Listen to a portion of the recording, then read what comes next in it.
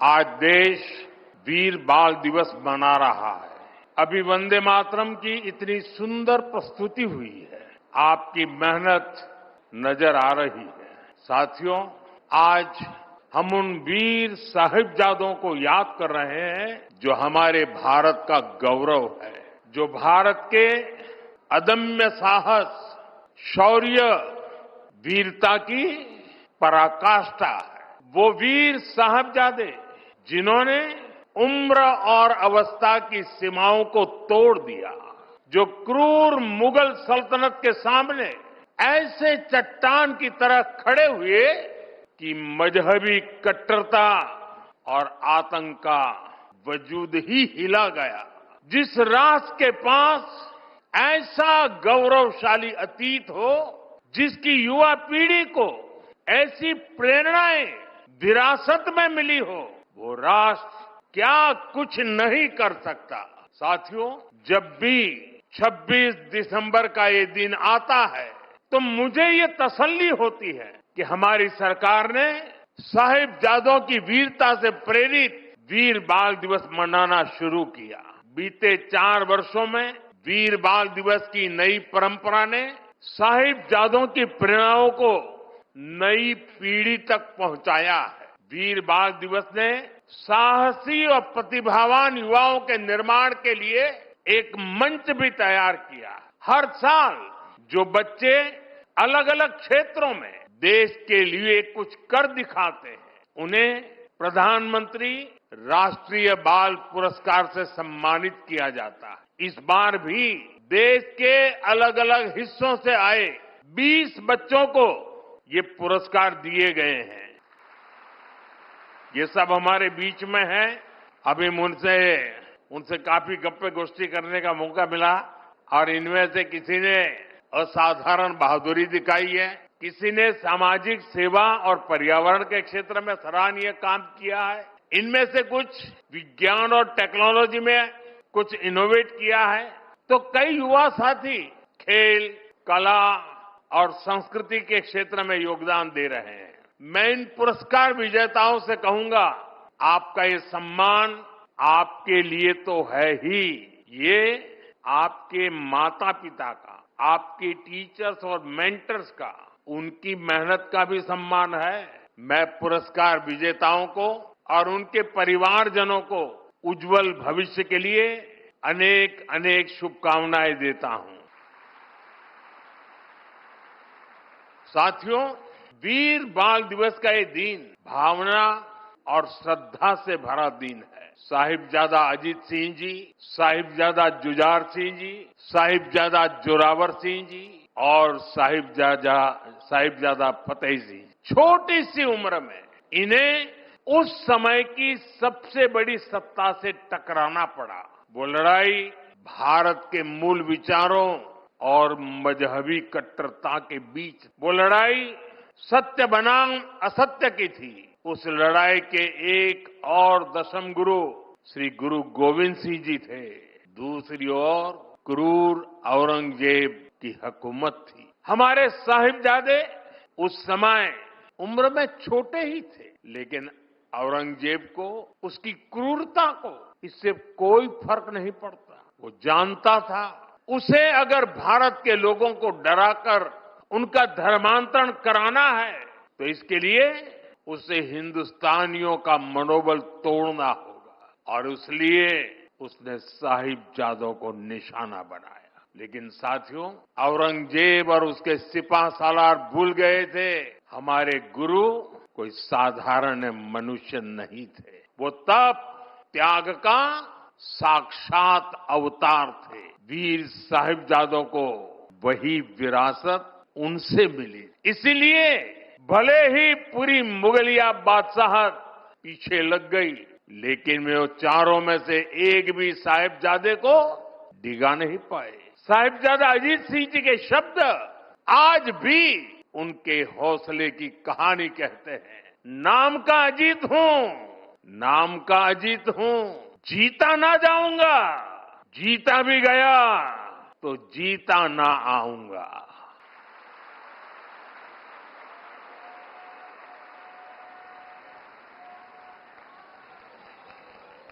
साथियों, कुछ दिन पूर्व ही हमने श्री गुरु तेग बहादुर जी को उनके 350वें बलिदान दिवस पर याद किया।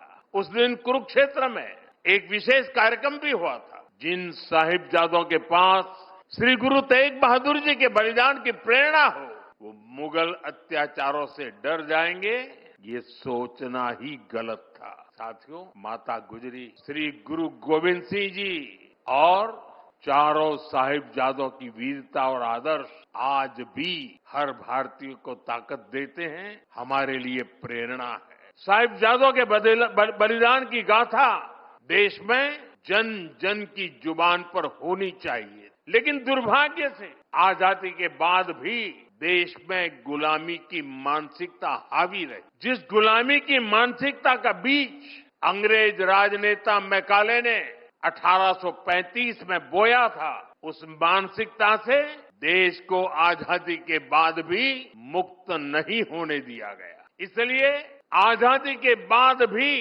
देश में दशकों तक ऐसी सच्चाइयों को दबाने की कोशिश की गई। लेकिन साथियों, अब भारत ने तय किया है कि गुलामी की मानसिकता से मुक्ति पानी ही होगी। अब हम भारतीयों के बलिदान, हमारे शौर्य की स्मृतियां दबेगी नहीं। अब देश के नायक नायिकाओं को हाशिए पर नहीं रखा जाएगा और इसलिए वीर बाल दिवस को हम पूरे मनोभाव से मना रहे हैं। और हम इतने पर ही नहीं रुके हैं। मैकाले ने जो साजिश रची थी साल 2035 में, उसके 200 साल अब थोड़ी समय में हो जाएंगे। इसमें अभी 10 साल का समय बाकी है। इन्हीं 10 सालों में हम देश को पूरी तरह गुलामी की मानसिकता से मुक्त करके रहेंगे।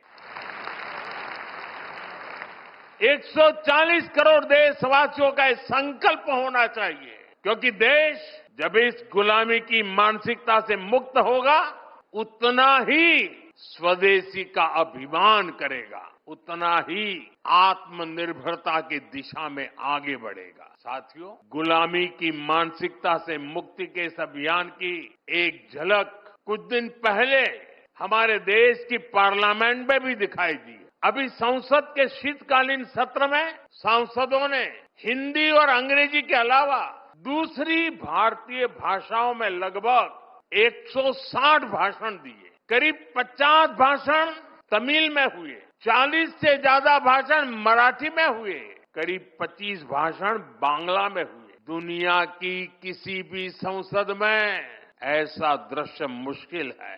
ये हम सब के लिए गौरव की बात है। भारत की इस लैंग्वेज डायवर्सिटी को भी मैकाले ने कुचलने का प्रयास किया। अब गुलामी की मानसिकता से मुक्त होते हमारे देश में भाषाई विविधता हमारी ताकत बन रही है। साथियों, यहां मेरा युवा भारत संगठन से जुड़े इतने सारे युवा यहां उपस्थित हैं। एक तरह से आप सभी जैन जी हैं।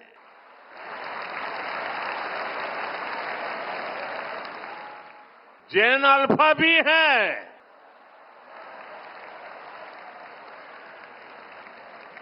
आपकी जनरेशन ही भारत को विकसित भारत के लक्ष्य तक ले जाएगी।